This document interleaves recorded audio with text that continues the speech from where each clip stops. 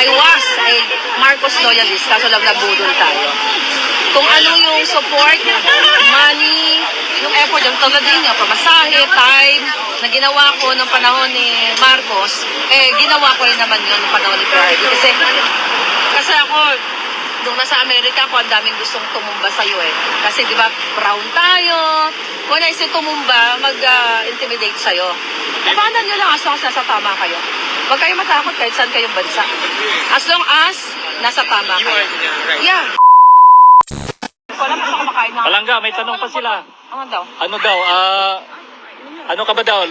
Loyalist Duterte o supporters? Oo nga pala. Kasi si Hearted, supporters siya, hindi siya loyalist.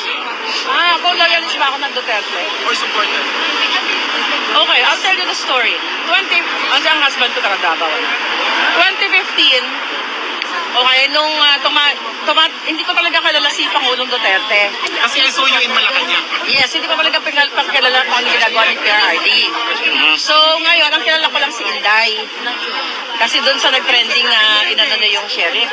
Tuwang-tuwa ko nung nakita ko siya, ganyan-ganyan. So, I really don't follow politics during that time kasi, you know, batang ina, nagbuhay-buhay.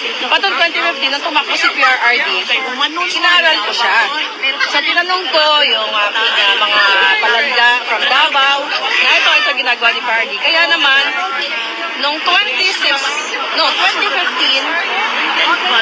inontak ko ang lahat ng mga Bisaya, mga Ilonggo, Bisaya sa Southern California. Yes. So doon nagsimula ang aming pagtipon-tipon.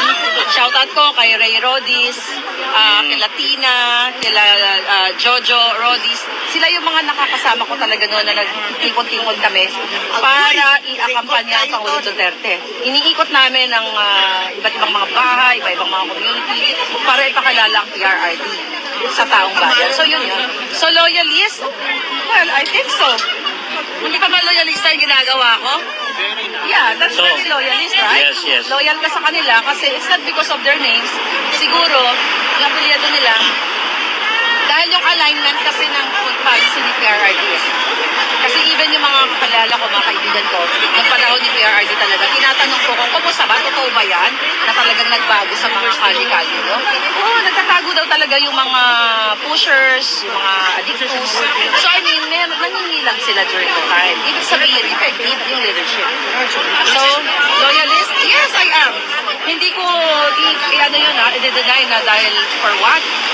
Kahit nasa ano pa ako, kahit nasutukan pa ako ng kutsilyo or gurgurin pa ako ng mga bangag, hindi ko i-deny na I'm a Duterte loyalist.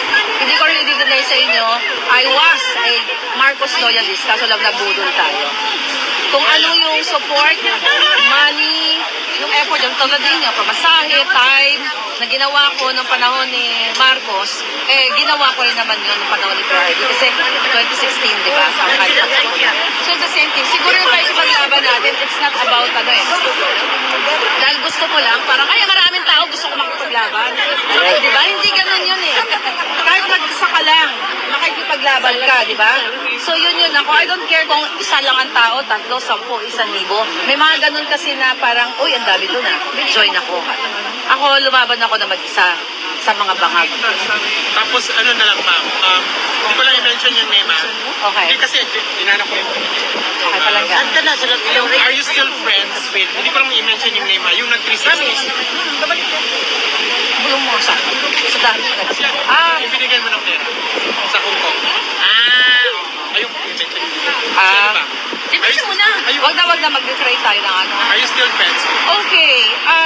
Ako kasi, alam mo si folks kasi na lahat naman kaibigan ko yung mga lumalapit sa akin, lahat kayo, wala po akong dahil ikaw, dahil hindi ka naman vlogger, tsapwera ka, I don't do that.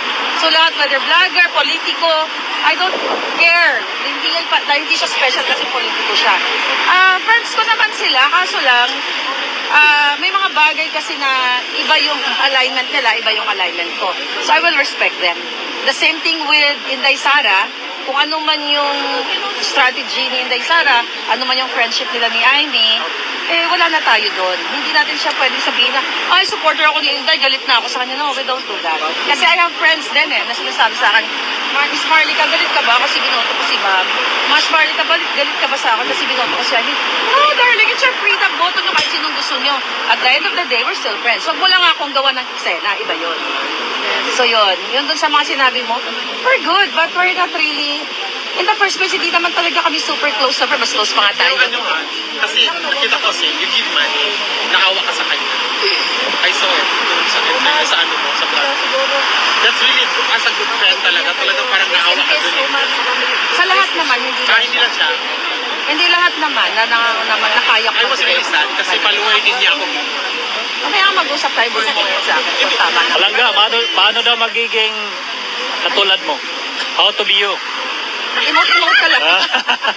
No, basta ako, ituturo ko to sa mga anak ko ha.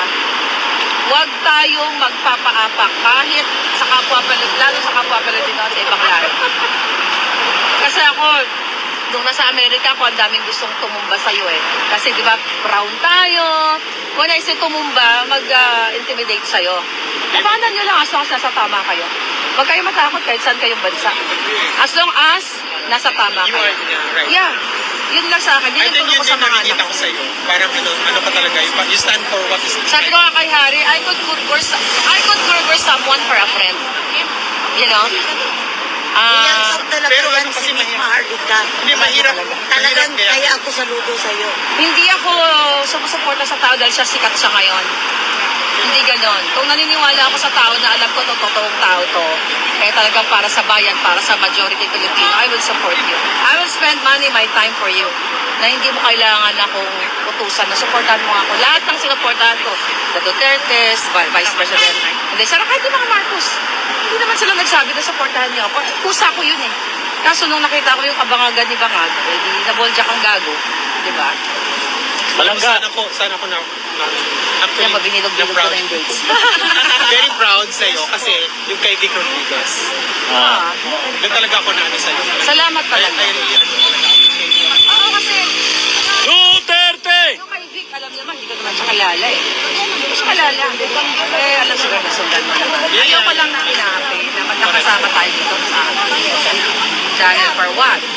So, dapat lahat tayo talaga happy. At saka wag yung lahat pa. Chika tayo mamaya. Palangga, mayroon pang additional daw. Ano daw ang prinsipyo mayroon si Palangga? Ang prinsipyo, ganda ng mga tanong. Ang prinsipyo ko, pagkaibigan mo ko, Ah. kahit sa dilim, kahit may mga kutsino tayong kasalubong, hindi kita iiwanan. Yes. I will go. Hindi, sana totoo all. yun. Hindi ka tayo iiwanan. Basta may humarang sa atin, may mga ganong kaibigan, di ba? Pag nasa bingid ng kamatayan, tinatakbuhan ka. No, ako hindi. Sabay tayo. Sabay tayo harapin ang kalaban or buhay. So in terms of buhay naman, prinsipyo, huwag ka mangapi ng kapwa. Huwag ka mang-apa, huwag ka man-loko. That's it. Yun lang, How simple about lang. yung sa trust? Do you do that yung sa trust kasi, di ba ang trust is hindi yung basta-basta mo. How about you? Masyadong madali ako magtiwala sa tao. Oo, madali ako magtiwala sa tao. Kaya natutulog talaga ako eh. Pero, syempre, like tayo, hindi tayo magkakilala. Minsan nakikil mo naman yung sincerity. Pero minsan may mga tao talaga, along the way, change. Sabi nga nila, the only constant in this world is change. Diba? So, yun lang sa labas. Para ako, kung ano yung pinakita ko sa'yo, hindi yung plastic. Kung ano yung yun. Nasa yun na lang yun. Later on, next time mo, diba? So, yun lang naman. I'm just being me. Kung ano nakikita nyo, ito yung personal ko, walang hanky-panky na parang, ay, kasi yung mga tao. Pero minsan kasi they take advantage. Totoo yun. Marami yung sa amin, sir, yung mga ganyan. Pero ganun talaga ang buhay ng tao. Pero nag-feel mo na, sikat, to be honest, sikat na talaga ngayon. Na some people lalapit sa'yo. Noon pa yan, sikat. Lalapit sa'yo. Nag-feel mo kasi na they're doing for the views. Meron talaga. Pero alam mo, I don't care. Alam niya ng mga friends ko. Lapit ka sa akin for the views. Okay, fine. Maghanap tayo ng views. Wala sa akin yun. We need it, okay, go. Pero kung hindi, marami kaya lumapit sa akin. May mga nagsasabi sabi nga, yung sabi, yung si ganito, si ganyan, kaya yan lumapit ka, gano'n. Kaya mo siya, hindi ka naman kawalan. At least pinakatapos siya ng mabuti. Kung yan ang gusto niya, di sige, at least naging happy siya. Di ba? Wala nang bawian, tulungan mo na. Di ba? So yun, may mga ganon. Pero okay lang yun, magtulungan lang tayo. Huwag lang tayo huwag lang magsiraan. Okay lang lumapit sa akin for the views, huwag lang magbaliktad ng kwento. O huwag lang mag-fake news. May question sa kanya. Si Anton naman tatanungin. Ma'am, advice po sa mga supporters ni tatay hanggang ngayon nandito. Okay, advice ko ito, totoo to ha. Pag may mga eksena, matuto tayo magpasensya. Yes. Huwag tayo magtampo kasi na parang, ay kasi ito si ganito, ganyan, hindi na nga ako babalik doon. Huwag nyo lang isipin nyo na lang, we're here for Duterte talaga. For PRRD. Kasi pag ganun yung mentality natin, ang kawawa nun, hindi yung nag-epal sa'yo eh.